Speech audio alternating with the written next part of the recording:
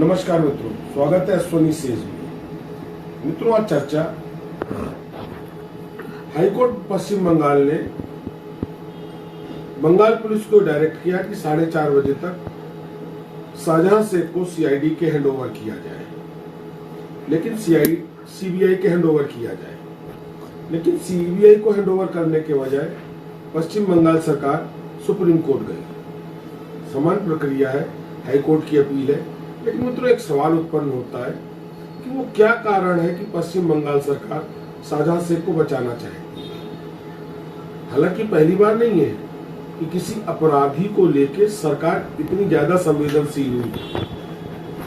राजनीति में बढ़ता अपराधीकरण ये लोकतंत्र के लिए नितांत घातक है। तभी तो मित्रों, आज 150 से ज्यादा हमारे तथाकथित माननीय हिंदुस्तान की उस संसद में बैठे जिसको लोकतंत्र का मंदिर कहा जाता है, जिनका आपराधिक इतिहास है। शाहजहां शेख अपवाद नहीं है, टीएमसी अपवाद नहीं है। इन अपराधियों की पकड़ जितनी भाजपा में है, उतनी कांग्रेस में, उतनी सपा में है, और उसी तरीके से ये अन्य पार्टियों में भी है। ये सवाल ये उठता है मित्रों, तो क्या कारण है कि अपराधियों का राजनीति में प्रभुत्व बढ़ रहा है। हालांकि अब की बार लोकसभा के टिकट देने में अपने कुछ हाथ भाजपा ने खींचे हैं। जैसे कल ही धनंजय सिंह को सजा हुई है, भाजपा ने टिकट नहीं दिया। ब्रजभूषण सिंह को टिकट नहीं दिया, परंतु सूत्रों की जानकारी ये बताती है कि उनके रिलेटिव्स को दिया जा रहा है, उनके परिवार में दिया जा रहा है। ये वही भाजपा है मित्रों जो 2012-14 में अपराध मुक्त राजनीति की बात करती है। और आज एक अच्छा खासा तबका भाजपा में ऐसा है जिसका आपराधिक इतिहास है। और सोचने वाली बात यह है मित्रों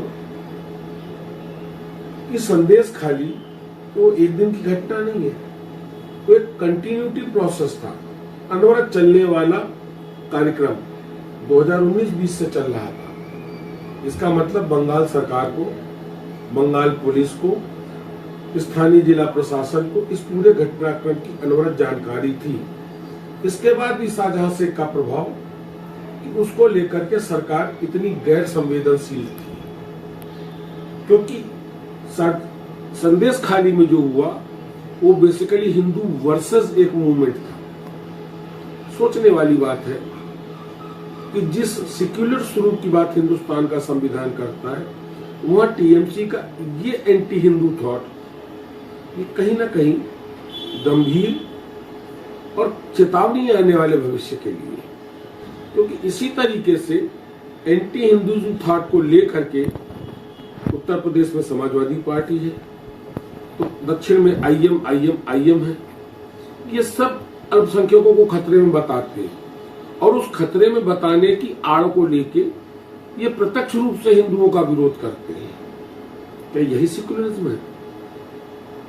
मैं आज तक नहीं समझ पाया मित्रों, और आपसे भी निवेदन करता हूं, सोचिएगा, सनातन का विरोध सेक्युलरिज्म है या सनातन का समर्थन सेक्युलरिज्म है?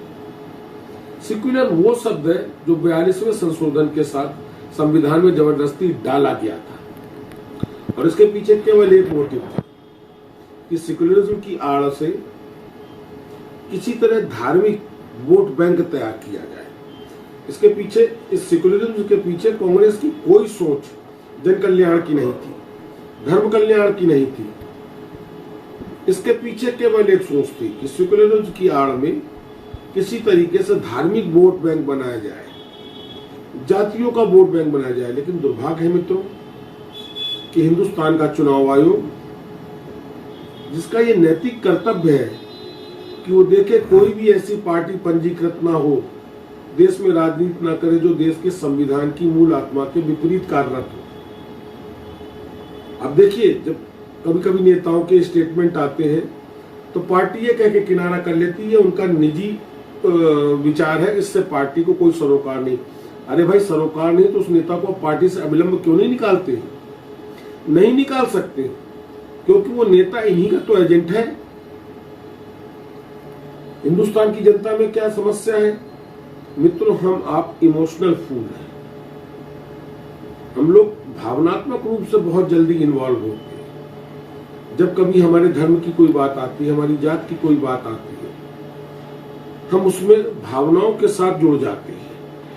इसका फायदा ये राजनीतिक पार्टियां उठाती हैं। शाहजहां शेख को बचाने के लिए जिस तत्परता से बंगाल सरकार कार्यरत है, अगर इसका 1% भी बंगाल सरकार संवेदनशील होती, उस अत्याचार के प्रति जो महिलाओं पर शाहजहां शेख कर रहा था या उसके गुर्गे कर रहे थे, तो आज ये नौबत नहीं आती।